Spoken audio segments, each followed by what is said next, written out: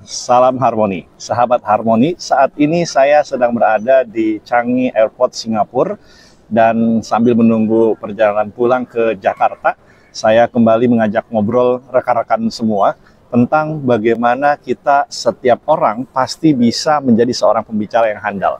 Dan apa yang mau kita bahas kali ini?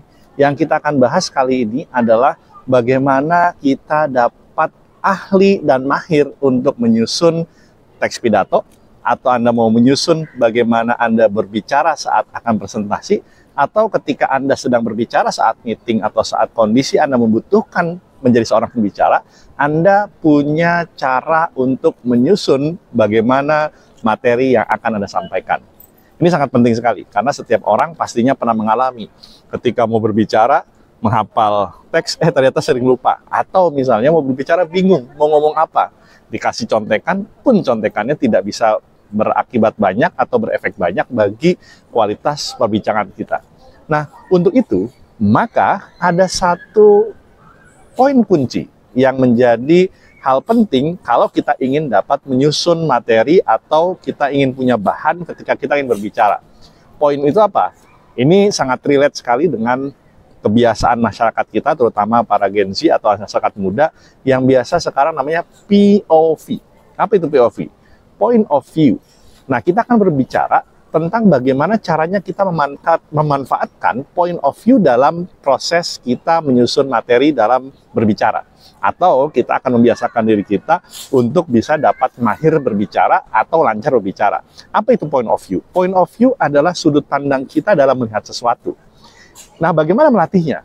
Cara melatihnya adalah Anda butuh konsistensi. Misalnya adalah caranya kalau saya melakukan adalah saya akan baca buku. Ketika saya baca buku, maka saat itu saya akan mencoba untuk baca buku sekian lembar. Misalnya Anda bisa mulai dari 1 atau 2 lembar.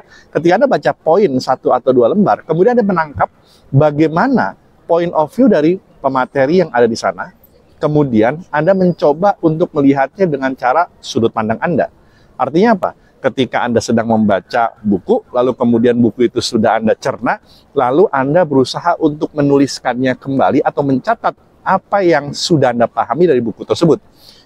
Bisa 1-2 kalimat atau 1 paragraf, berdasarkan sudut pandang dan pemahaman Anda terhadap buku yang Anda telah baca itu. Kemudian apa? Setelah Anda coba untuk menuliskannya, lalu kemudian Anda bicarakan apa yang sudah Anda tuliskan berdasarkan hasil dari ringkasan Anda dari buku tersebut. Jadi itu adalah contoh point of view. Atau misalnya, Bang, gue kan nggak suka baca. Lalu bagaimana gue punya kemampuan untuk bisa melatih point of view tersebut?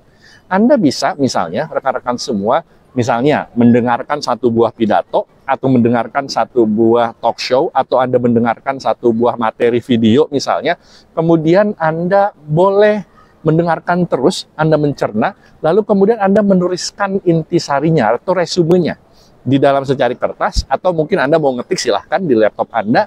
Kemudian setelah Anda punya ringkasan berdasarkan pemahaman Anda, lalu Anda kemudian bercerita berdasarkan point of view Anda. Nah, itu adalah POV. Jadi materi POV ini adalah proses yang saya gunakan untuk bagaimana caranya saya mencerna sesuatu berdasarkan apa referensi yang saya terima, lalu kemudian setelah itu saya rangkum, lalu kemudian saya mencoba untuk membicarakannya dari sudut pandang saya, dengan bahasa saya, dengan gaya saya.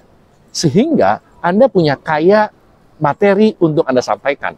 Semakin banyak Anda melatih diri Anda untuk membaca, atau Anda mencari referensi, atau Anda mendengarkan pembicaraan orang lain, maka semakin banyak Anda punya materi atau referensi, dan kemudian untuk memudahkannya, jangan dihafal, tapi Anda mencoba untuk mengutarakannya berdasarkan sudut pandang Anda, dengan bahasa Anda, dengan kemudian gaya bicara Anda.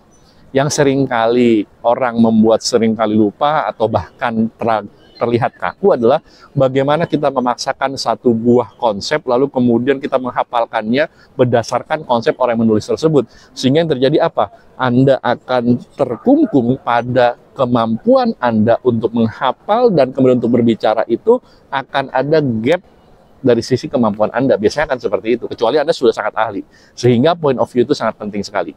Jadi recapnya adalah point of view adalah Anda mendapatkan sudut pandang Anda dari referensi yang Anda dapatkan, mau mendengar, mau membaca, mau menonton, ataupun diinformasikan dari orang yang memberikan Anda feeding materi.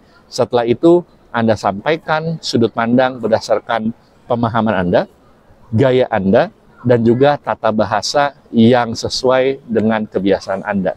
Point of view silahkan dimanfaatkan, silahkan Anda coba untuk ulang dan ulang kembali, maka setelah itu saya yakin Anda akan menjadi seorang pembicara yang handal, Anda akan punya banyak sekali keluasan materi dan juga referensi yang membuat Anda setiap kali Anda bertemu orang, setiap kali Anda meeting, setiap kali Anda dianggap untuk bicara, maka Anda punya banyak kekayaan bahasa, kekayaan sudut pandang, dan akan menjadikan Anda lebih keren lagi.